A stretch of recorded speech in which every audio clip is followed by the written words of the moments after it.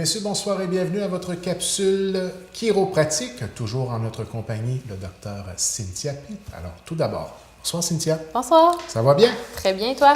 Extrêmement bien. Passe un beau temps des fêtes. Très beau temps des fêtes. Et on commence la saison avec le sujet de la posture à l'ordinateur, un sujet qui va très certainement toucher plusieurs personnes à la maison. Effectivement, il y a beaucoup de gens qui travaillent dans des bureaux ou même juste à la maison faire du travail d'ordinateur. Donc, on va donner des bons conseils aujourd'hui de ce côté-là.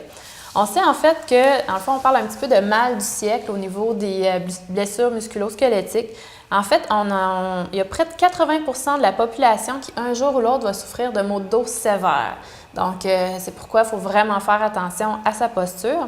Donc, il y a vraiment plusieurs d'entre nous qui ont un travail qui exige justement de passer plusieurs heures devant un poste de travail informatisé, les yeux en fait rivés sur un écran toute la journée. Puis, sans trop nous en rendre compte, mais souvent, on va adopter des positions qui peuvent nous porter préjudice, qui ne sont pas nécessairement adéquates. Donc, suite à ça, on peut se retrouver avec certains problèmes. On va parler entre autres de douleurs cervicales, c'est-à-dire des cervicalgies, ou encore des tendinites, ou encore une capsulite au niveau de l'épaule, des douleurs au niveau entre les omoplates, par exemple, qu'on va appeler dorsalgie, ou encore, par exemple, des douleurs qui vont irradier au niveau du bras, qui vont amener des engourdissements, par exemple, soit qui c'est d'origine cervicale, ou encore le fameux tunnel carpien qu'on entend souvent parler également. Quelques statistiques de la CSST?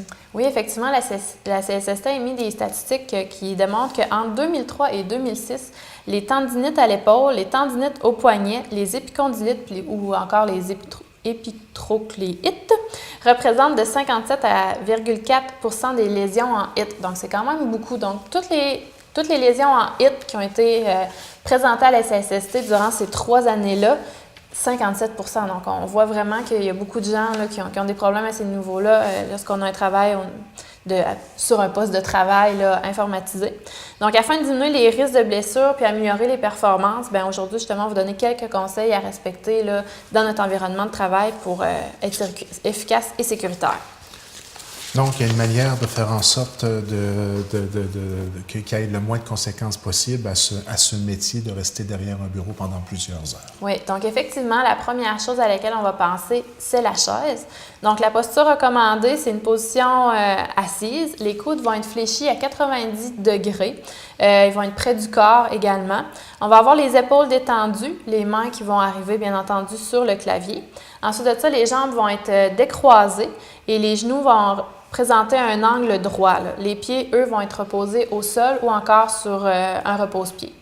Petite parenthèse, est-ce qu'on doit investir beaucoup sur la qualité de la chaise qu'on va utiliser sur notre poste de travail? Bien, généralement, c'est sûr qu'il y a ça peut être tout un contrat, je c'est pense. ça, oui, parce que les prix varient. On peut avoir une chaise à 20 $ comme on peut en avoir une à 650 $. Et même plus. Oui, exactement. Mais souvent, ce qui va avoir un gros changement aussi, c'est sur les fonctionnalités de la chaise. Est-ce qu'elle monte, elle descend, les appuis-bras qui sont ajustables, pas ajustables, le dossier est-ce qui s'incline, est-ce qui ne s'incline pas.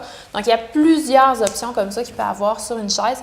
Si on passe de longues heures au niveau d'un poste de travail, c'est bien d'avoir une bonne chaise. Donc, avec qui soit coussiné aussi. Là, des fois, il y en a qui me disent « Ouais, mais je travaille avec une chaise en bois. Peut-être pas. » C'est vraiment pas l'idéal. Donc, je voudrais qu'il y a toujours quand même avoir une moyenne. On n'est pas obligé d'avoir la chaise à 1 000 $, mais il faut quand même, si on est souvent assis à notre poste de travail, il faut quand même, c'est un investissement pour être bien puis diminuer nos douleurs. Donc, par expérience, je pense qu'on peut s'en sortir pour à peu près une somme de 300 $ en moyenne. Oui, exactement. C'est ça, c'est 250-300, c'est un montant qui est raisonnable puis généralement, on va avoir un beau et bon fauteuil. Voyons, j'ai de la misère avec le mot fauteuil et voilà. Donc, c'est ça. Et comme on le disait, naturellement, c'est de faire les ajustements de façon convenable et souvent avec une chaise, en se laissant une marge de manœuvre d'un budget un peu plus grand, c'est au niveau de ces différents ajustements-là qu'on va avoir une marge de manœuvre. C'est ça, exactement. Donc, parlant d'ajustement. Donc, première chose, c'est régler la hauteur du siège afin de permettre la flexion des genoux. Donc, on parlait tantôt d'une flexion des genoux à angle droit. Ensuite de ça, on va trouver une position confortable pour le dossier. Idéalement, on va parler d'une inclinaison de 90 à 120 degrés. Et aussi, idéalement, si notre chaise peut avoir un bon support lombaire, c'est vraiment l'idéal. Parce que tout ça, dans le fond, ça va permettre d'alléger la compression abdominale, puis ça va aussi diminuer le travail des muscles du dos, puis ça va, bien entendu, améliorer notre circulation sanguine. Ensuite de ça, on va ajuster le dossier de manière à ce que nos genoux ne soient pas en contact avec le siège. C'est-à-dire que l'assise de notre chaise ne doit pas venir comprimer l'arrière de nos genoux. Si on met nos doigts derrière nos genoux, il devrait y avoir environ 3 doigts entre nos genoux puis l'assise de notre chaise, là, pour pas qu'il y ait une compression qui se fasse derrière les genoux. Souvent, si on a une compression qui se fait directement derrière les genoux, on va se retrouver avec des engourdissements au niveau des jambes, par exemple, parce qu'on a plusieurs vaisseaux qui passent là, à ce niveau-là. Ensuite de ça, on va positionner les appuis-bras de manière à ce que les avant-bras soient comme de façon naturelle, fléchis environ à 90 degrés. Ensuite de ça, on va procéder à l'ajustement du support du clavier.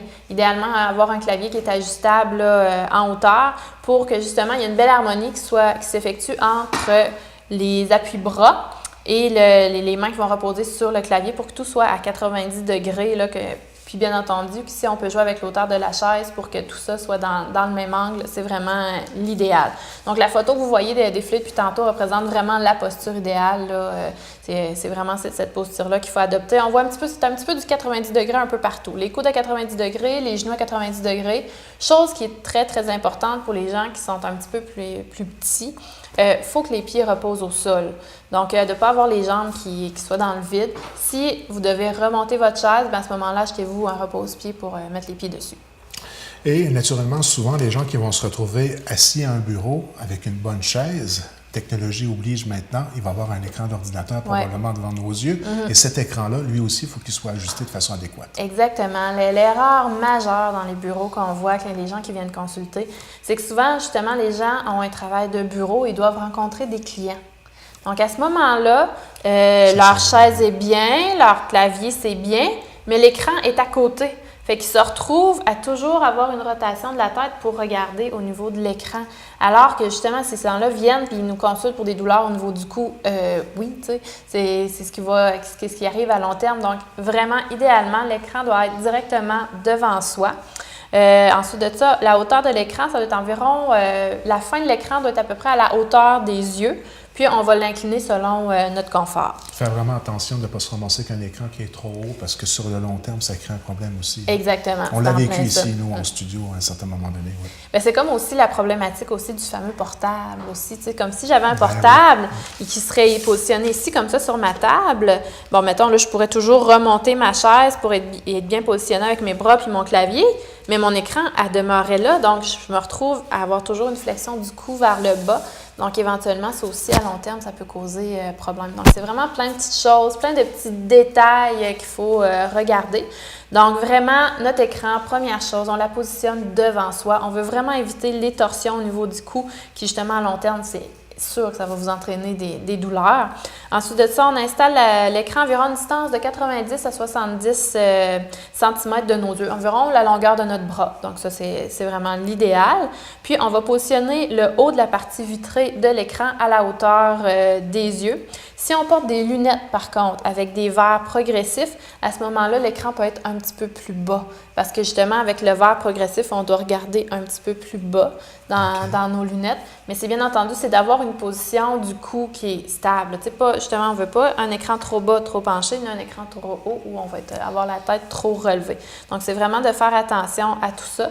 Finalement, maintenant, on va arriver avec le clavier et la souris. Donc, c'est vraiment, normalement, si vous êtes bien positionné, je le parlais tantôt, les coudes à 90 degrés, une bonne hauteur de chaise, si vous avez une tablette ajustable, on la met à bonne hauteur. Les mains doivent vraiment reposer de façon, là, comme si c'était naturel au niveau de votre clavier. Fait que si tout est bien ajusté, généralement, le clavier et la souris, là, ça va aller de soi.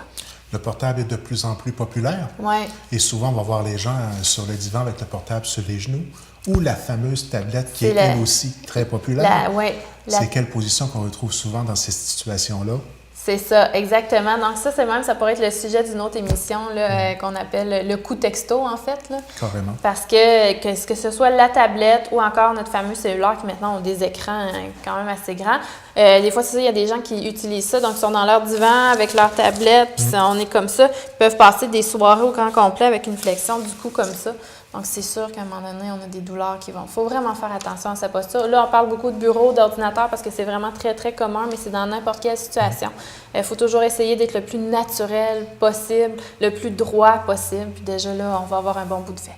Ça conclut pour cette semaine? Oui, effectivement. Alors, les gens qui veulent en savoir plus, comment on fait pour vous contacter? Donc, moi, je suis située à Chandler. Vous pouvez me rejoindre au 418-689-2447.